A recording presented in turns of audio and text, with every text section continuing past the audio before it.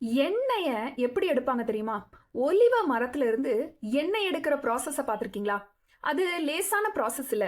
அந்த ஒலிவ மரத்தை இடிச்சு பிழிஞ்சு தெளிவான பொன்னிறமான எண்ணெய அதிலிருந்து எடுக்கணும்னா அந்த மரம் இடிக்கப்பட வேண்டும். அது பிழிந்து சாறு எடுக்கப்பட வேண்டும்.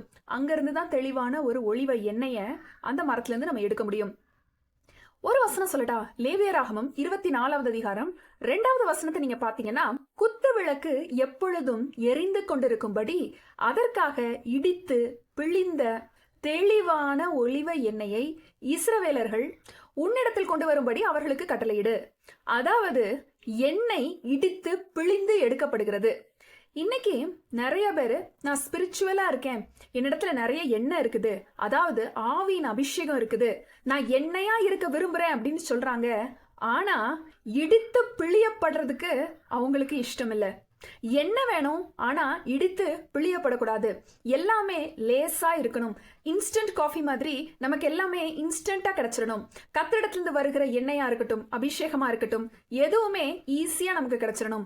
நம்ம மற்றவங்களுக்கு எண்ணெயா இருக்கணும், ஆனா நம்ம இடித்து பிழியப்படக்கூடாது. அதாவது சுலபமான வழியில நம்ம செல்லணும் அப்படின்னு நிறைய பேரு இன்னைக்கு விரும்புறாங்க. ஒண்ணு மட்டும் ஞாபகத்துல வச்சுக்கோங்க, நீங்க இடித்து பிழியப்படாம உங்களிடத்துல இருந்து எண்ணெய் வராது. நான் தேவனால உபயோகிக்கப்படுறேன், நான் ஊழியம் பண்றேன் அப்படின்னு ஒரு வேளை நீங்க நினைச்சிட்டு இருக்கலாம். ஆனா அதற்கு முன்பதாக தேவன் உங்களை ஆயத்தப்படுத்துவார். ஒரு எண்ணெய் எப்படி இடித்து பிழிந்து எடுப்பாங்களோ அதே போல உங்களையும் கர்த்தர் ஆயத்தப்படுத்துவார். ஆயத்தப்படாமல் ஊழிய பாதையில வெற்றி இருக்காது. மார்க் 14வது அதிகாரம் 3வது வசனத்தை எடுத்து பாத்தீங்கன்னா, அங்க ஒரு பெண்மணி நலதம் அப்படிங்கிற விலையேற பெற்ற ஒரு தைல குப்பியை எடுத்துட்டு வந்து அதை உடைத்து இயேசு கிறிஸ்துவோட சிரசின் மேல ஊற்றுகிறாள் அப்படின்னு வேதம் சொல்லுகிறது. ஒரு தைலம், விலையேற பெற்ற தைலம், அந்த தைல குப்பி உடைக்கப்பட்டால்தான் அந்த தைலம் வெளியே வரும்.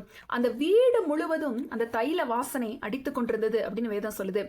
அதாவது தைல குப்பி உடைக்கப்பட்டாதான் தைலம் அதுல இருந்து வெளியே வரும். இன்னைக்கு இடித்து பிழியப்படுகிறதுக்கும் உடைக்கப்படுகிறதுக்கும் தங்களை ஒப்பு கொடுக்க யாருக்கும் மனதே இல்லை. அதற்கு பதிலாக எல்லாமே நமக்கு ஈஸியா நடந்துடணும் அப்படின்னு சில பேர் நினைக்கிறாங்க. அது முற்றிலும் தவறானது. கர்த்தரால நீங்க பயன்படுத்தப்படுகிறீங்கன்னா அதற்கு முன்பதாக கர்த்தர் உங்களை உடைப்பார். அதற்கு முன்பதாக உங்களை இடித்து பிழிவார். எப்படி சிலுவையில இயேசு கிறிஸ்துவானவர் நமக்காக இடித்து பிழியப்பட்டாரோ, இன்றைக்கு பிதாவின் வலது பார்சத்தில் வீற்றிருக்கிறார். அதே போல நாமும் நம்முடைய வாழ்க்கையில ஒரு உயர்ந்த ஸ்தானத்திற்கு போக வேண்டும். இல்லை என்றால் கர்த்தரால் பயன்படுத்தப்பட வேண்டுமானால், கர்த்தருடைய சித்தம் நம்மிலே நிறைவேற வேண்டுமானால், அவருடைய உன்னதமான ஊழியங்களை நாம் செய்ய வேண்டுமானால், அதற்கு முன்பதாக கர்த்தர் நம்மை இடித்து பிழிவதற்கு நம்மை ஒப்பு கொடுக்க வேண்டும். எல்லாமே நமக்கு சுலபமாக கிடைத்து விடுவது இல்லை. சில பாடுகளை கர்த்தர் அனுமதிக்கிறார். அதன் மூலமாக நம்மை அவர் உருவாக்குகிறார். இந்த அனுபவங்களில் இருந்துதான் நம்ம என்ன செய்ய முடியும்? நிறைய பாடங்களை கற்றுக்கொள்ள முடியும். அது நம்முடைய வாழ்க்கைக்கு மிகவும் உன்னதமான அனுபவங்களாக இருக்கும். இந்த வழியிலே செல்லுகிற அநேகரை நாம காயம் கட்ட முடியும். அதை அவர்களுக்கு எடுத்து கூறி, எனக்கு இப்படி நடந்தது, கர்த்தர் என்னை அதிலிருந்து விடுவித்தார்னு சொல்லி மற்றவர்களுக்கு நம்ம ஆறுதல் சொல்ல முடியும். அதன் மூலமாகத்தான் நாம் மற்றவர்களுக்கு பிரயோஜனமாக இருக்க முடியும்.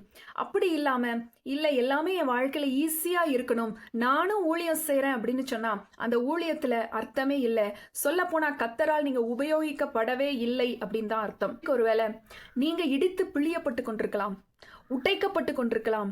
நீங்க கவலைப்படாதீங்க, கர்த்தர் உங்களை உருவாக்கி கொண்டிருக்கிறார் அப்படின்னு அர்த்தம். எப்பொழுதுமே இடித்து பிழித்து கொண்டே இருக்க மாட்டார். எப்பொழுதுமே நீங்க ஒட்டைக்கப்பட்டு கொண்டே இருக்க மாட்டீங்க.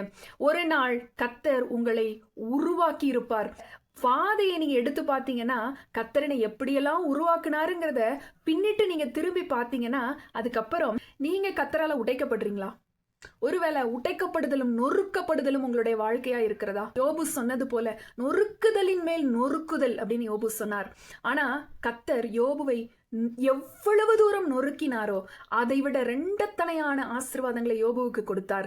இன்றைக்கு ஒருவேளை இப்பொழுது நீங்கள் ஒருவேளை நொறுக்கப்பட்டு கொண்டிருக்கலாம், உடைக்கப்பட்டு கொண்டிருக்கலாம். ஆனா இதுவே உங்களுடைய பாதை அல்ல. உங்கள் பாதைக்கு ஒரு முடிவு உண்டு. அந்த முடிவு விலையேற பெற்றதா இருக்கும். நெடுநாள் நீங்க காத்து கொண்டிருக்கலாம். ஆனா அது உங்க இருதயத்தை இழைக்க பண்ணுவது போல் இருக்கலாம்.